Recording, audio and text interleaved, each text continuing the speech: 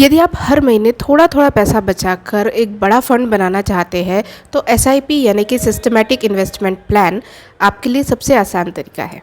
₹2500 की छोटी अमाउंट से भी आप करोड़पति बन सकते हैं, लेकिन इसके लिए ज़रूरत है धैर्य की और सही समय तक निवेश जारी रखने की।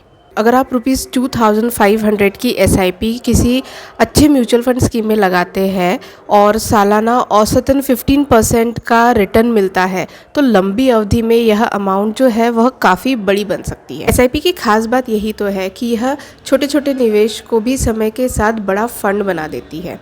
जब आप काफ़ी सालों तक लगातार इन्वेस्ट करते रहते हैं तो कंपाउंडिंग यानी ब्याज पर ब्याज का असर बढ़ता जाता है और फिर आपकी ये छोटी सी अमाउंट भी करोड़ तक पहुंच सकती है। तो चलिए देखते हैं कैसे। यदि आप ₹2500 की एसआईपी लगातार 28 साल तक इन्वेस्ट करते हैं तो 15% के वार्षिक ब्याज दर पर कुल निवेश होगा ₹8,40,000, यानी कि आपके जेब से सिर्फ ₹8,40,000 इतना अमाउंट लगेगा।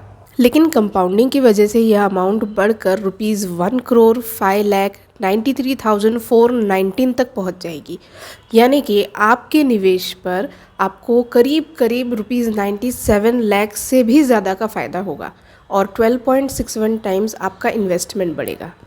और यही तो एसआईपी की सबसे बड़ी ताकत है, थोड़ा थोड़ा बचाकर बड़ा लक्ष्य प्राप्त करना। अब समझते हैं कि क्यों ज़रूरी है लंबे समय तक निवेश करना, क्योंकि काफ़ी लोग जो है वो अपना जो इन्वेस्टमेंट है बीच में पॉज कर देते हैं या बीच में स्टॉप कर देते हैं।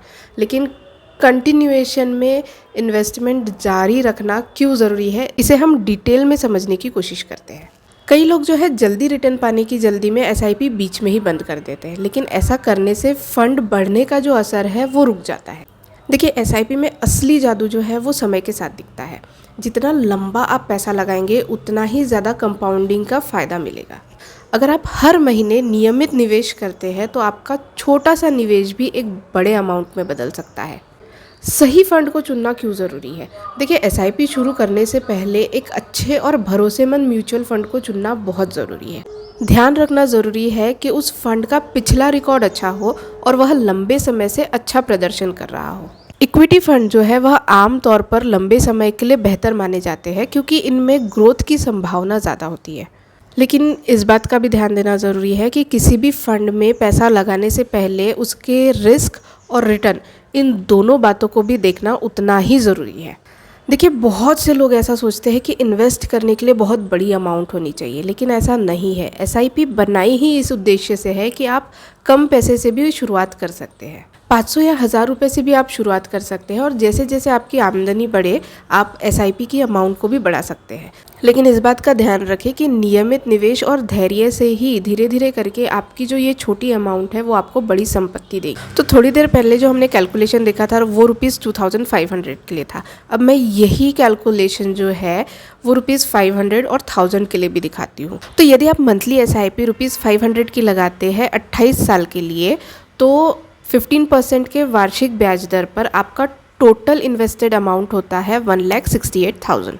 लेकिन कंपाउंडिंग की वजह से आपका रिटर्न जो है वह बढ़कर ₹21,18,684 हो जाता है। अब वही आप मंथली एसआईपी लगाते हैं ₹1000 की 28 साल के लिए तो 15% के वार्षिक ब्याज दर पर आपका जो टोटल इन्वेस्टेड अमाउंट है वो ₹3,36,000 होता है। लेकिन कंपाउंडिंग की वजह से जो है आपका रिटर्न बढ़कर ₹42,37,368 तक पहुंच जाता है। तो यही है एसआईपी कंपाउंडिंग का जादू जो आपको आपके निवेश में नज़र आता है। और क्यों आपको इतना ज़्यादा रिटर्न मिलता है एज़ कम्पेयर टू एफडी या फिर कोई भी और जगह जब आप इन्वेस्ट करते हैं उससे, तो उसकी वजह है कंपाउंडिंग। ब्याज पर ब्याज का जो असर पड़ता है उसके वजह से आपको जो ये रिटर्न मिलता है और ये जो फ़र्क दिखता है आपको इतना लंबे समय तक के लिए जब आप कंटिन्यू अपना इन्वेस्टमेंट जारी रखते हैं तो उसके वजह से जो है आपका जो ये छोटा छोटा अमाउंट है वो एक बड़े फंड में बदल जाता है।